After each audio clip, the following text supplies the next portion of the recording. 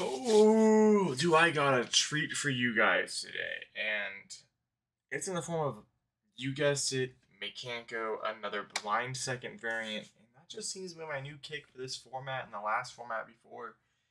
I just like it. I don't have to think as much. My brain isn't hurting after round 5. I'm over here drawing 2 dark holes and a Regeki and full combo, you know?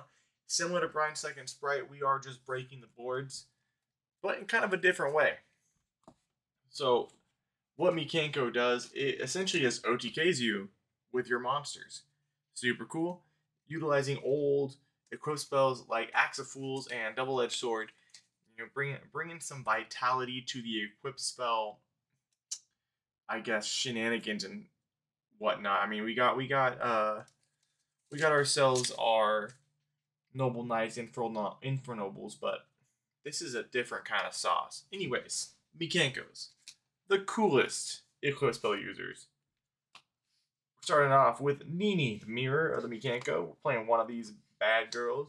We're playing Huli, playing 2 of them. Also lets us do our going first stuff, and it makes our guys untargetable. So if we get forced to go first, this is nice. Playing 3 fire, get them equip spell searchers, you know, doing our things and stuff. Ohaime, the heart and soul of the deck. This card is what makes our OTKs. This card is sauce. This card says, I'm going to swing at you for 4k each attack, and it's disgusting. And then we got the Arahimi Loops are Kaijus. Super cool. Also is another great way to break the board and win the game. That is it for our Mikano monsters. You know, there isn't a lot with them. You know, they're all searchable. Isolde gives us the full combo with it if we have to combo in and go through our plays. But what really facilitates the OTKs and being just absolutely annoying, Kaijus. Playing 1 Dogoran. We're playing 2 Jizukiru and then 2 Thunder King. I really don't need to explain. They're just 3,300 and they're 3k beaters. They're big. You know, if we end up drawing 2, we also got a beater as well. We can run over a problem monster before we go over something else. Too easy. It's pretty neato. But with that monster lineup being completed, let's go ahead and go into our spells. The sauce of the deck. The flavor, what makes this deck actually cook, you know? And it is a double-edged sword, because double damage from Ohaime, that's pretty cool. Axe of Fools. Equip it to the homies. Too good. For engines, we were playing 3 prep rights. We want to see our ritual monsters. We got to. So we're maxing out all the ways to see it. Now we are playing a few blowout cards, especially because back row decks really do cause a lot of damage for us. So we're going to force out those lab players to put something on board so then we can OTK. Super cool. 2 Lightning Storms, 1 Heartbeat Celduster, and to wrap it up, we are playing the Kaiju Slumber. This lets us force out a lot of the negates. The same thing with Lightning Storm. It lets us just say, hey, negate our board. Okay, cool. You wasted your Omni Negate. Now I'm going to go this. We got the Mikano line to go hard. Playing 1 Mikano Kagaru. I don't know how to say it. It is the ritual spell. So if we have the hard ritual summon, we got to do it. Having a 1-up is super great. We can end up pitching it and having prep rights in hand to re-get it back. Super cool. We like to have as much hand advantage as possible, especially in this. We were playing 3 Ceremony because this card is nuts. Just lets us put in play a Mikano regardless of its summoning conditions from hand. Busted. So we get the ritual monster. Great. This is also searchable.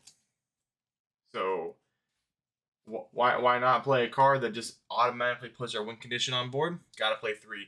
I don't understand why people play 2.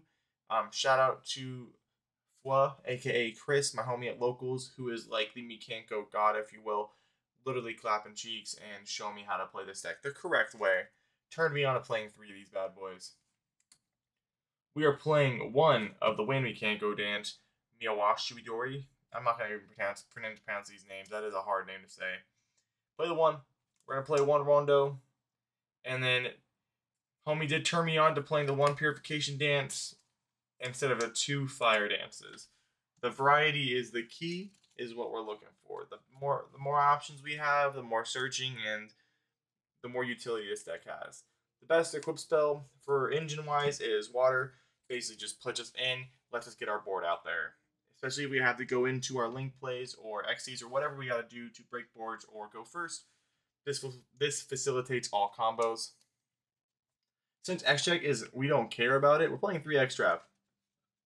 Personally, I don't think Prosperity is great. In this, I prefer to play X-Draft just because I better just draw 2. Because if I draw 2 board breakers or a mechanical and a board breaker, it just is free chicken. Playing 1 rivalry so we can win on my opponent's turn, force to go first. Spirit Walking, same thing. We want to be able to have a little bit of versatility, but this is a straight up going second deck. We're going to go second every time, and then our sideboard will facilitate that going first option if we need to be. AKA, we're going to play the crap out of D-Barrier and Track Trick. The extra deck. The only things that really matter, extra deck wise, is a Soul. This is like the number one. This is probably the only thing I make truly in the extra deck besides this and Goddess. So with the Soul, facilitates our combos utilizing the equip spell engine. We already know how it does. Noble Knights do it. Goki did it. It's busted. It's the best link too. But we're gonna play IP. We're going to play the Dynamon because there is going to be times where we are bricked up and we still got to break the board and make it really hard for them to play. If we hard Ritual, we don't get the OTK. This lets us bounce another card, put the Ohaimi back on board, and say, hey, even if you swing into me, you're taking damage, so you got to out it another way. We are playing a Nightmare package just for spot removal. Nightmare Unicorn is great into Unchained. Unchained is arguably one of the best decks in the format. This deck says, I don't care what you're playing, I'm going to kaiju it, and I'm going to run it over.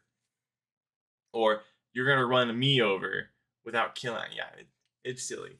Playing the access code because we can get it, and it can be a 5300 beater. 2 good pop cards all day. It got us to out those towers because Pearly is a deck. But, realistically, one kaiju says, I don't care what you're playing, Pearly, it's GG's. Entis because sideboard options. We are playing the 1 Arclight Entis because we do play Diviner inside. Power Tool because Power Tool Brave is pretty cool. Gets us our equip spells. Like I said, it's more of we don't really care what goes on in this extra deck too much because of extravagance. And I finally got to pull off the Ashura King. It wasn't a great play, but it was really cool to finally use one of the Pote Secrets. It's a whole level 3 access deck, so why not play rank 3 toolbox with it? So that's a 15 card extra deck. So these are the 13 cards. I was like, you know what? These are what I want to rock with. You can play a small Zeus package. I don't ever see myself making Zeus.